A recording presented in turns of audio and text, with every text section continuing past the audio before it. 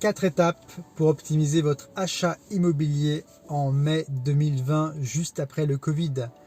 Bonjour à tous, Olivier Pajot, facilitateur immobilier, j'espère que vous allez bien. Bienvenue dans cette vidéo dans laquelle je vais vous parler d'acquisition immobilière.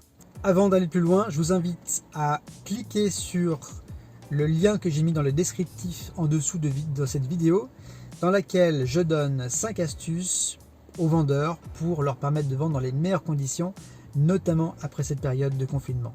Donc c'est une vidéo qui s'adresse particulièrement à des jeunes actifs notamment, ou à toute personne qui souhaiterait faire sa première acquisition immobilière, ou pourquoi pas à des investisseurs immobiliers. Donc l'idée de cette vidéo, c'est de vous donner 4 étapes clés qui vont vous permettre vraiment d'optimiser votre achat immobilier. La première étape va être de faire une étude de votre solvabilité, de votre finançabilité. Donc c'est très simple, vous allez prendre contact avec votre conseiller bancaire ou alors avec un courtier, et vous allez donc décrire à ces gens-là votre projet et leur dire voilà quelle est notre capacité financière, quelle est notre enveloppe globale d'acquisition, en fonction bien sûr de vos revenus, de vos avis d'imposition, de vos relevés de compte, etc.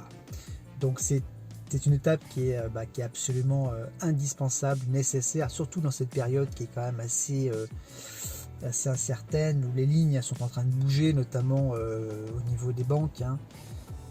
Les conditions s'étaient déjà resserrées en début d'année 2020, elles se resserrent davantage maintenant. Donc voilà, première étape, c'est vraiment d'avoir une visibilité sur votre enveloppe. Alors pas besoin que ce chiffre soit précis à ce stade, mais si par exemple le banquier vous dit écoutez votre enveloppe elle est de 200 000 euros, eh bien peut-être que vous allez vous dire bon écoutez voilà on va cibler des biens qui sont entre 150 et 170 000 euros, et puis on va se garder une petite marge, une petite épargne de précaution. Donc important à ce stade voilà, d'avoir une visibilité sur votre enveloppe globale, quitte à vous laisser une petite marge de manœuvre par la suite. Ça c'est la première étape. Une fois que vous connaissez votre enveloppe d'acquisition, l'étape numéro 2, c'est de définir vos critères. Quels sont vos critères? Qu'est-ce que vous recherchez? Alors bien sûr, cette discussion doit avoir lieu entre toutes les parties prenantes, si c'est vous et votre conjoint ou conjointe, si c'est tous les membres d'une SCI par exemple, mais toutes les personnes décisionnaires doivent se réunir et définir quels sont les critères importants. Est-ce que combien de chambres vous voulez? Est-ce qu'il faut un extérieur, une terrasse, un balcon? Est-ce qu'il faut une cave? Est-ce qu'il faut un garage ou un parking fermé? Est-ce qu'il faut être proche de certaines écoles? Est-ce qu'il faut des commerces? Est-ce qu'il faut des médecins de proximité? Est-ce qu'il faut être près d'un tram ou d'un métro ou d'une ligne de bus? L'idée c'est de bien savoir quels critères sont importants pour vous, lesquels sont moins importants et potentiellement peuvent être abandonnés, et puis aussi quels sont les critères qui sont absolument éliminatoires, pour lesquels par exemple vous n'irez pas visiter de biens. Il est important aussi à ce niveau-là de bien connaître le secteur géographique où vous voulez acheter. Moi je vois trop souvent, je vois des fois des acquéreurs qui viennent me voir en me disant voilà, on a ciblé plusieurs quartiers, on a ciblé Vaux-en-Velin, on a ciblé Vénissieux, Saint-Priest, Corba, Mions.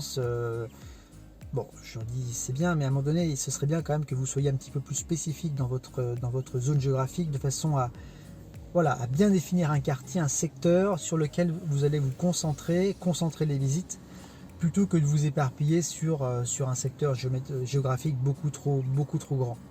L'étape numéro 3, maintenant que vous connaissez vos critères, c'est de faire étape numéro 3, c'est de faire une étude de marché. Alors, vous faites un petit fichier Excel, très simple, dans lequel vous marquez les appartements ou les maisons, par exemple, avec les principaux critères. Est-ce qu'il y a un garage? Est-ce qu'il y a une piscine? Est-ce qu'il y a, un extérieur? Est-ce qu'il y a un parking, un box fermé? Donc, vous listez donc les biens, leur emplacement, les prix, les surfaces, les principales caractéristiques, et puis vous faites un prix au mètre carré, un ratio au mètre carré. Et vous faites ça pour toutes les annonces immobilières qui semblent, voilà, qui sont pour vous, qui semblent correspondre aux critères que vous recherchez exactement. Donc faites ça sur une zone géographique bien précise sur laquelle vous avez ciblé votre recherche. Donc vous faites une étude de marché. Et bien sûr pour cela, vous allez vous aider de sites internet comme Le Bon Coin, Se Loger, Meilleur Agent, le site des notaires, le site notamment DVF, Etalab du gouvernement. L'objectif pour vous étant de devenir quelque part un expert entre guillemets de la zone dans laquelle vous allez acheter. Et vous permettre bien sûr d'acheter dans les meilleures conditions et au meilleur prix. Une fois que vous connaissez votre enveloppe, une fois que vous connaissez vos critères, une fois que vous avez fait votre étude de marché, je pense qu'il est temps de prendre son téléphone et puis d'appeler les agences immobilières ou les vendeurs pour des visites. Voilà. Donc c'est une fois que, voilà, pour partir en visite, il est important que tous les décideurs soient là lors de la visite.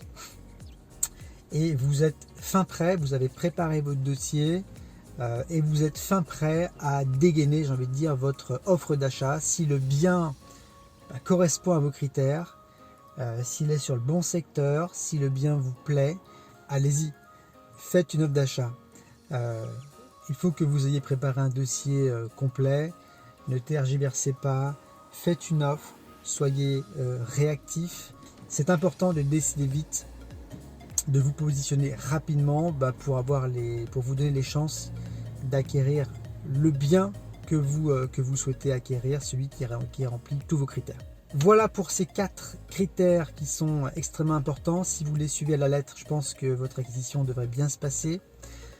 Je vous invite à télécharger en dessous du lien de cette vidéo mon guide offert pour notamment les vendeurs. Je vous invite également à vous abonner à ma chaîne, à cliquer sur la clochette de notification pour recevoir les prochaines vidéos immobilières comme celle-ci dans lesquelles je vous donne des astuces. Je vous remercie pour votre écoute et puis je vous dis à très vite dans une prochaine vidéo. Bye bye.